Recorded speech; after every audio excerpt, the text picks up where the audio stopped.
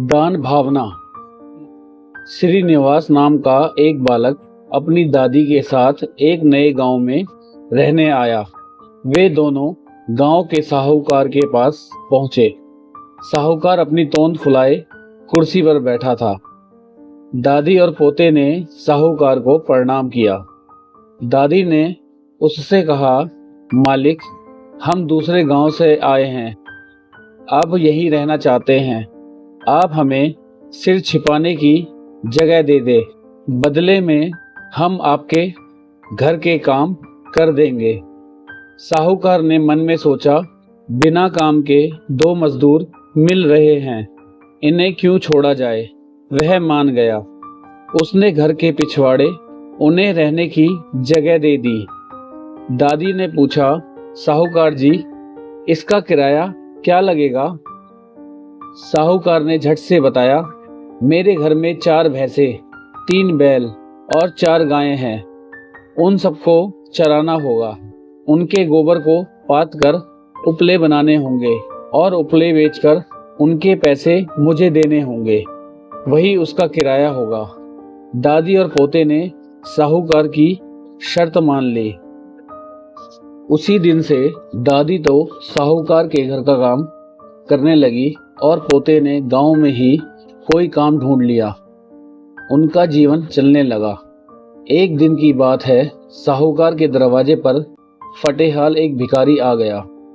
साहूकार ऊंची आवाज में बोला, चलो चलो आगे बढ़ो, मेरे पास कुछ नहीं है।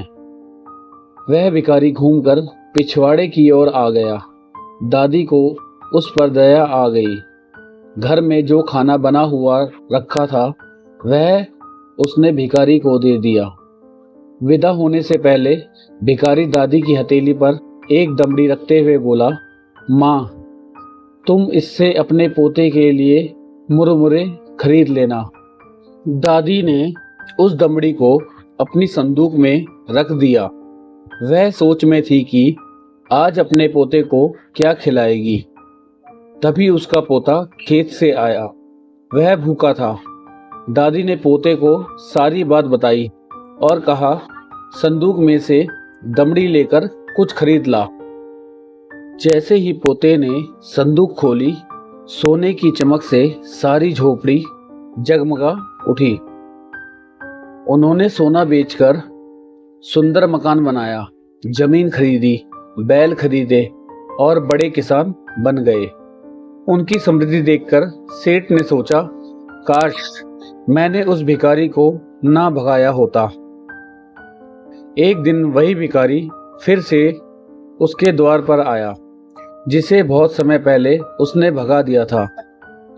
साहूकार दौड़कर बाहर आया, भिखारी को सम्मान के साथ अंदर ले गया। इसके बाद थाली में 56 व्यंजन सजाकर उसके सामने ले आया। मुस्कुराते हुए भिखारी ने छक्कर भोजन किया। जाते हुए वह साहूकार को भी एक दमड़ी दे गया। दमड़ी हाथ में आते ही साहूकार की खुशी का ठिकाना ना रहा।